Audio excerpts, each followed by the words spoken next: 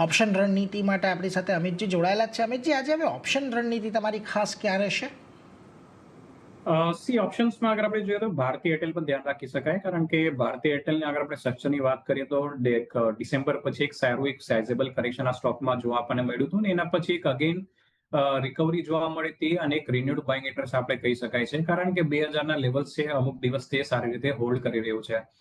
તો પોસિબિલિટી છે કે અહીંયાથી ઉપરમાં 2100ના જે લેવલ છે અગેન ઉપરમાં આવી શકે છે ભારતી એરટેલમાં એક શોર્ટ ટર્મ રેલીના હિસાબે.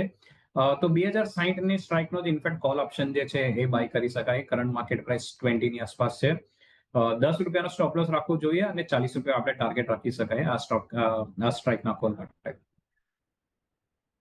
એટલે જો ભારતીય એરટેલ પર અહીંયા તમને ખરીદારીની સલાહબંધી દેખાઈ રહી છે, પોઝિટિવ રહી શકે છે. એટલે 2060નો કોલ ઓપ્શન ખરીદીને તમે અહીંયાથી ચાલો. ₹10નો સ્ટોપ લોસ અને ₹40ના લક્ષ્યાંક તમને અહીંયા આવતા દેખાઈ શકે છે. એટલે આ તેજી હજી એથી આગળ વધે એવી અપેક્ષા બની રહી છે. એટલે એના પર એક ફોકસ તમારે રાખવાનું છે. વેલ, આજના દિવસે જો તમને